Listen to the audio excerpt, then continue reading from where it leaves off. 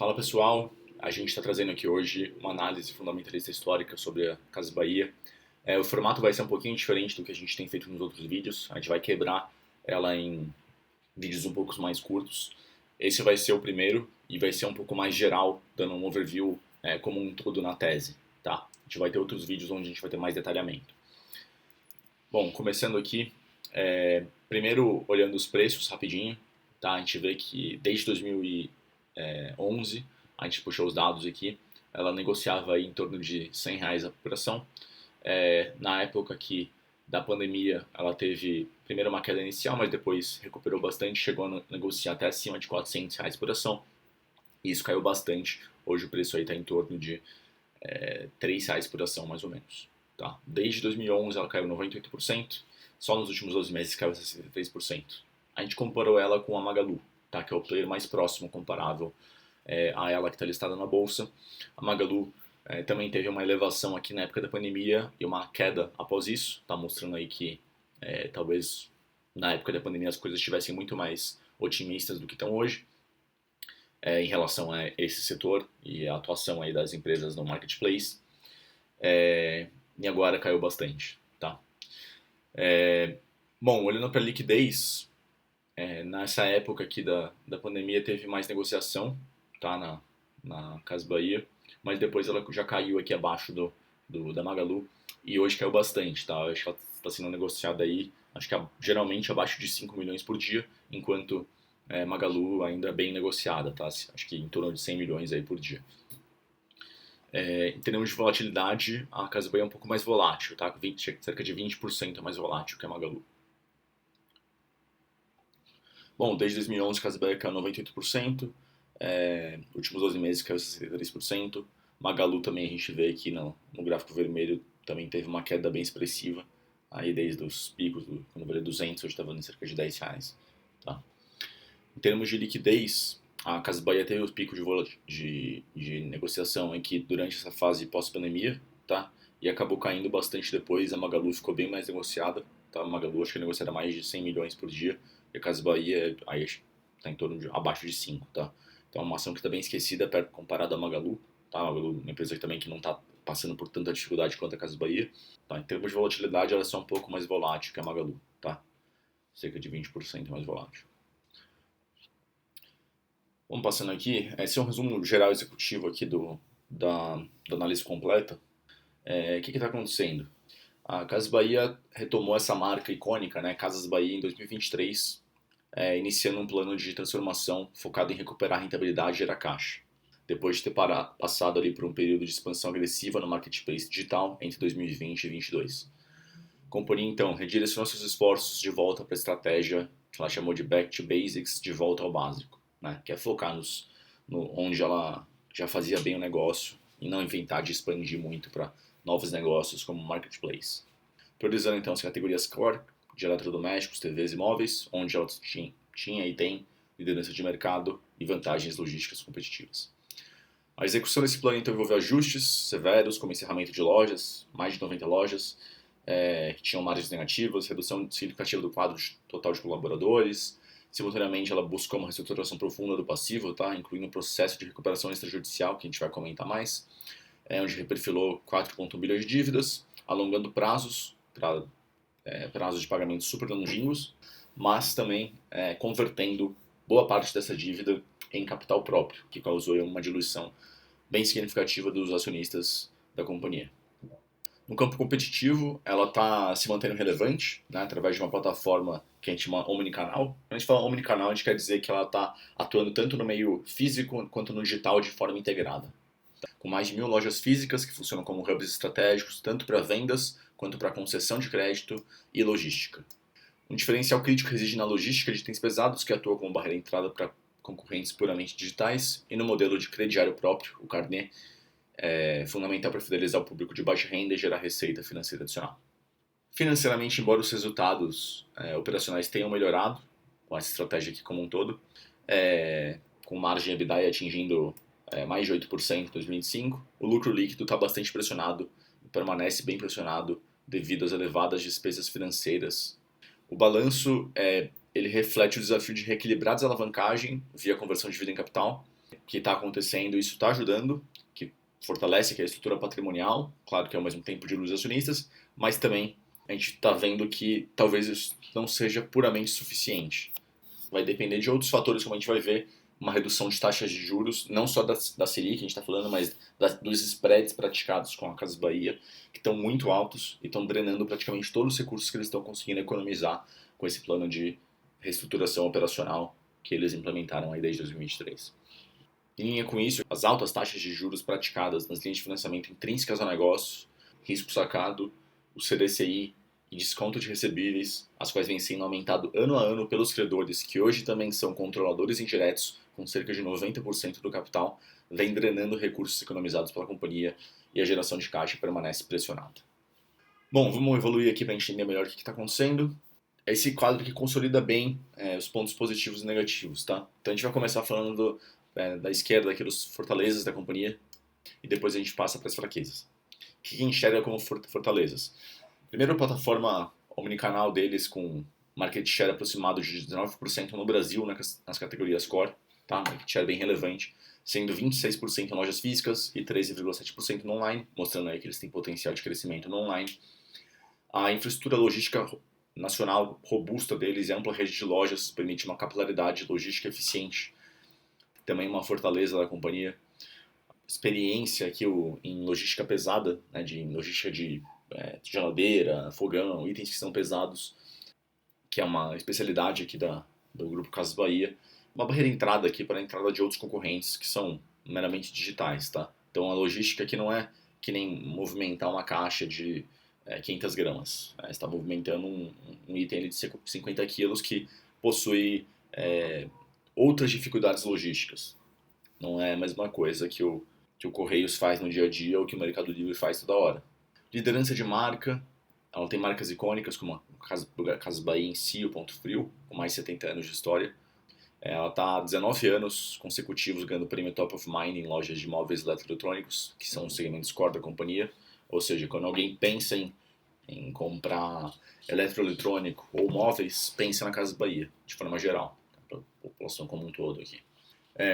Tem esse posicionamento de mercado meio que único, né? Não tem ninguém que faz esse negócio que foca nesse tipo específico de varejo. Ele é um player meio exclusivo aqui. O diferencial do crediário próprio, que permite que eles bancarizem e fidelizem clientes de baixa renda que não possuem cartão de crédito, gerando receita financeira adicional e viabilizando as vendas do varejo de eletroeletrônicos e móveis que eles fazem. E por último, o uso do balcão na Casas Bahia para expansão para novos produtos financeiros, como consignado privado, consórcio e empréstimo pessoal, que é uma tendência que eles indicaram aí no Investor Day, de tentar buscar essa, digamos, transformação do grupo um pouco mais no sentido de uma instituição financeira também, claro que sem abandonar aqui o segmento de varejo.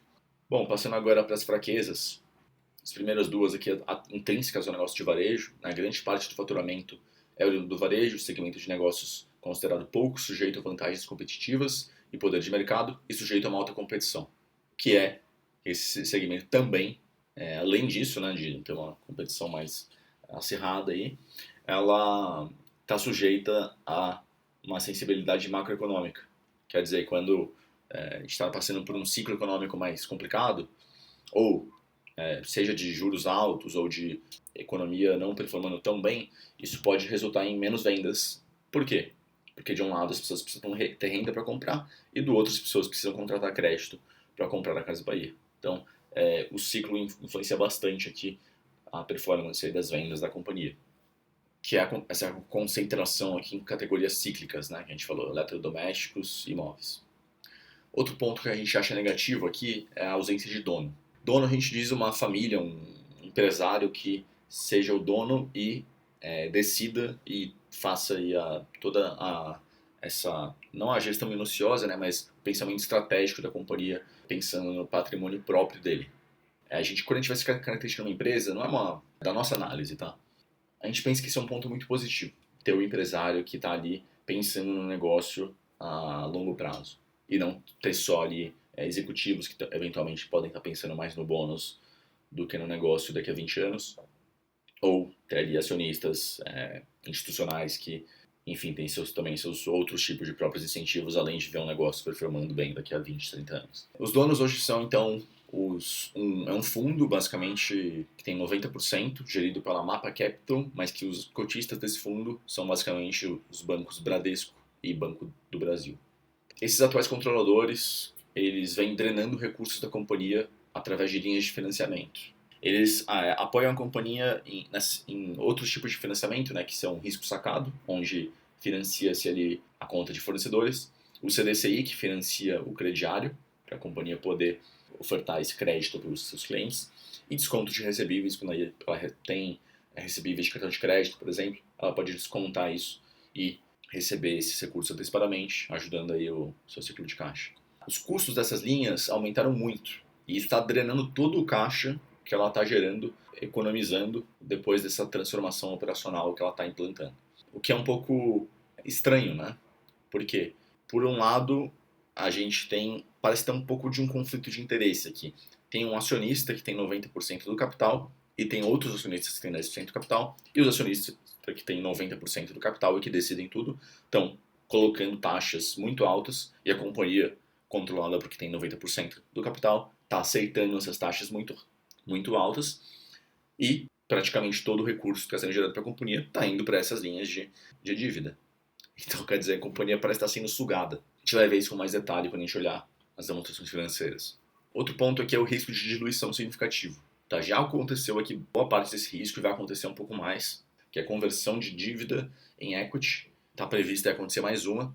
Isso ajuda a companhia financeiramente. Ela tira a dívida e faz isso virar capital. Então isso ajuda bastante ela a ficar mais saudável, aí até justificar taxas de juros mais baixas. Mas ao mesmo tempo, os acionistas atuais, né, que são quem vai ficar minoritário, mais minoritário ainda, são prejudicados nesse processo ao serem diluídos.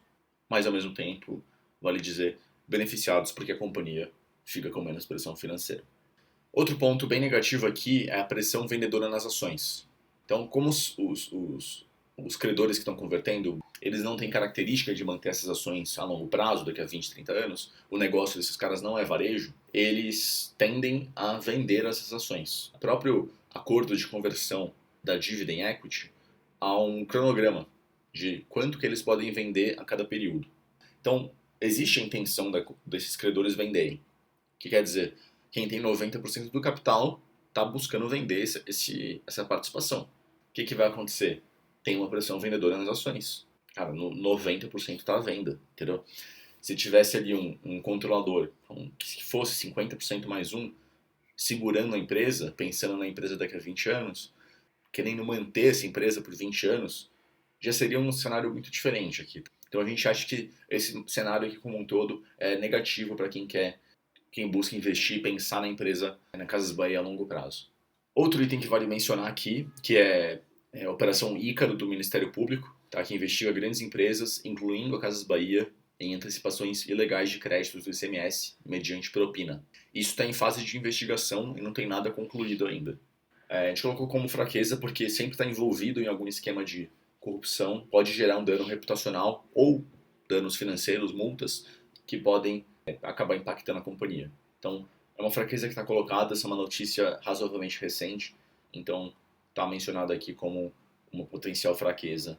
E o último ponto é a fragilidade de liquidez. A gente vai ver no balanço, mas ela tem muito mais passivo circulante do que ativo circulante. O liquidez corrente dela está 0,66, que é bem ruim. Ela tem alguns efeitos que levam a isso, ajudam a contribuir para isso. Inclusive, a gente vai mencionar em mais detalhe o efeito do desconto a valor presente, do crediário ativo e da dívida do crediário, que é no passivo. Como as taxas são muito mais altas no ativo, que ela está financiando esse crédito aqui para clientes de baixa e média renda, acaba que o desconto fica muito mais alto e desbalanceia um pouco esse ativo circulante e passivo circulante. Só isso faz esse ativo circulante ser abaixo do passivo circulante? Não, ainda tem um desequilíbrio mais estrutural ali.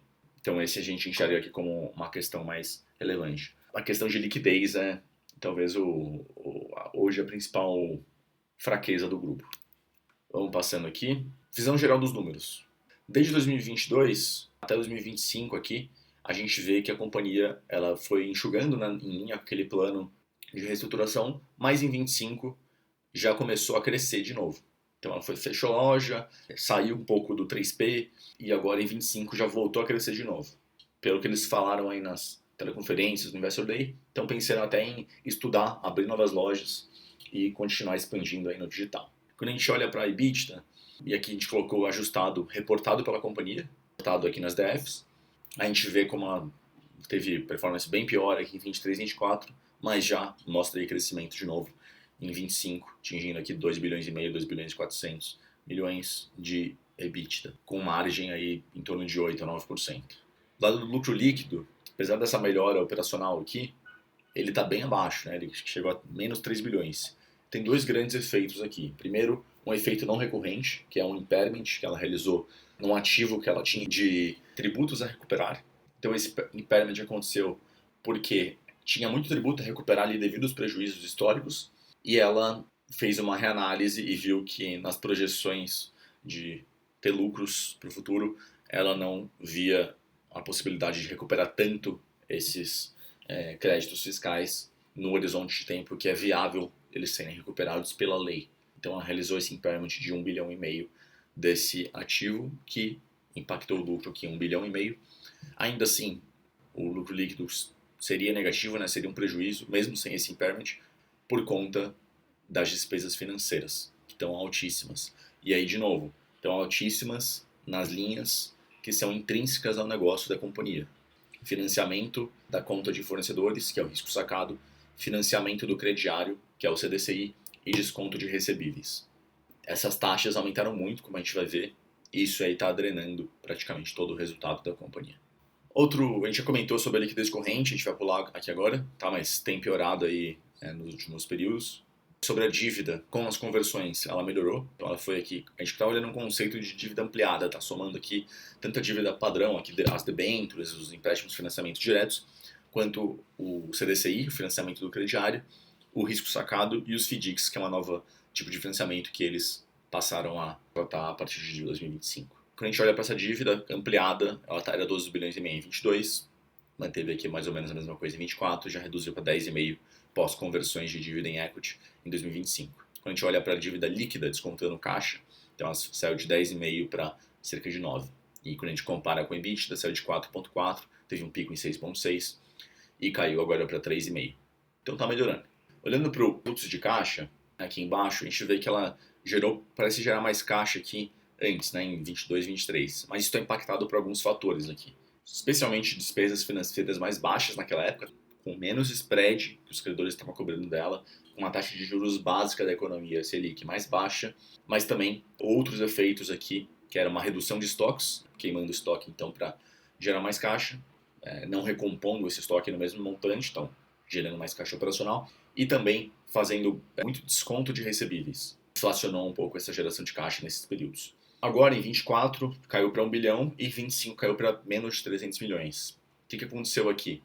É a drenagem de recursos via despesas financeiras. Ah, mas despesa financeira não entra no fluxo de caixa operacional. Entra o desconto de recebíveis. E que mais pode entrar aqui a gente pode repensar, mas tem muitos custos que vão estar realmente na linha mais de baixo no fluxo de caixa financeiro. Mas tem custos financeiros que entram aqui em cima também. Por exemplo, descontos de recebíveis. Bom, por último aqui comparando capitalização de mercado, né, ela tinha cerca de 5 bilhões em 22, caiu para 1 bilhão em 23, caiu para 270 milhões em 24 e subiu para 2 bilhões em 25 com a conversão da dívida em capital. O patrimônio líquido era cerca de 5 bilhões, caiu aqui para 2,7, também com a conversão de dívida em capital. Preço sobre VP abaixo de 1, mas quando a gente faz um ajuste aqui, retirando o ágio de aquisição que está presente no intangível da companhia, ele só chega até aqui a cerca acima de 1. Quando a gente olha um conceito de EV, somando dívida ampliada líquida mais a capitalização de mercado, a gente chega que ela tinha 15 bilhões lá atrás e hoje está em cerca de 11 bilhões, comparando com o EBITDA, era 6,5 e hoje tem 4,3 vezes. E agora o que é o potencial, o que é upside, o que é downside? Começando com o upside, a gente acha que uma melhora no perfil de crédito, que é essas conversões, e a melhora operacional e mais demonstração de que isso está acontecendo, isso é real. Se isso resultar em melhores de taxas dos financiamentos para a linha de CDCI, descontos recebíveis e risco sacado, que hoje estão aqui, só para a gente ter uma ideia, em 27% ao ano, 28% ao ano, Isso vai reduzir bastante o prejuízo e trazer bastante economia de caixa, ajudando bastante a empresa, tá? Então, podendo mudar o jogo aqui da companhia, se isso aqui acontecer, tá? Acho que isso aqui é fundamental. Outro ponto, queda significativa de taxas de juros e junto aqui com as demais medidas, né, de melhora de margens e crescimento da companhia resulta em retorno à lucratividade. Então a gente está falando aqui de queda de spread e aqui queda de Selic associada à melhora operacional traga um retorno aqui à lucratividade. Isso aqui vai mudar o jogo, tá? Se a companhia voltar a ser rentável com essas dois requisitos aqui basicamente. Outro upside aqui é os serviços financeiros, o crediário, cartões, empréstimos consignados, consórcios, etc. Garantias e serviços de logística expandam-se como fontes geradoras de caixa mais relevantes dentro do grupo. Que a gente está falando aqui, a empresa como uma instituição financeira, a expansão dessa tese e a expansão da tese da empresa como uma prestadora de serviços de logística também e prestadora de garantias para os clientes, ou seja, a prestação de serviços. Se isso se consolidar mais, como já está se consolidando, né, com um crescimento bem razoável dessas rubricas, como a gente vai ver mais para frente, isso vai ajudar bastante também o grupo a retornar à rentabilidade e se mostrar que é uma empresa com mais potencial, né, que saia do prejuízo.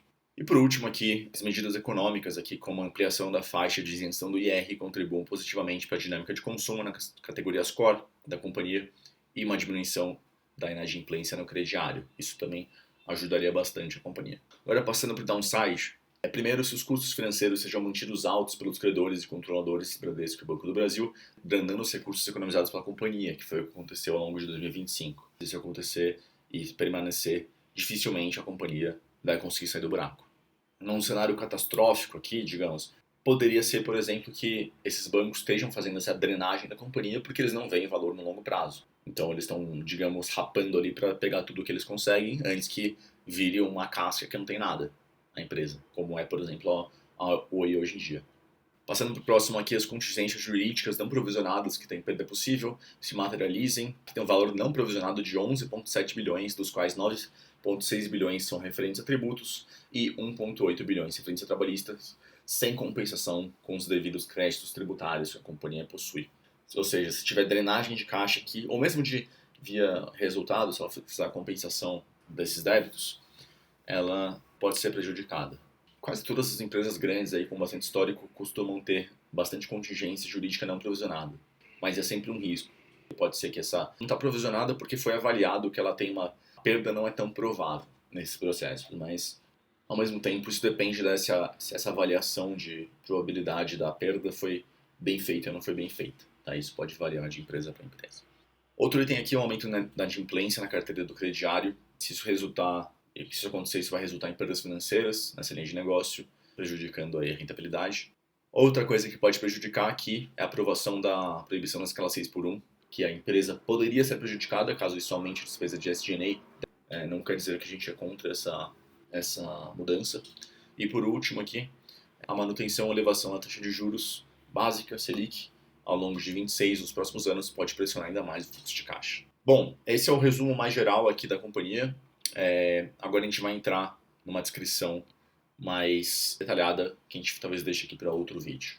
Lembrando que essa não é uma recomendação de investimento, a gente tem um material meramente informativo com base na análise que a gente realizou sobre a companhia.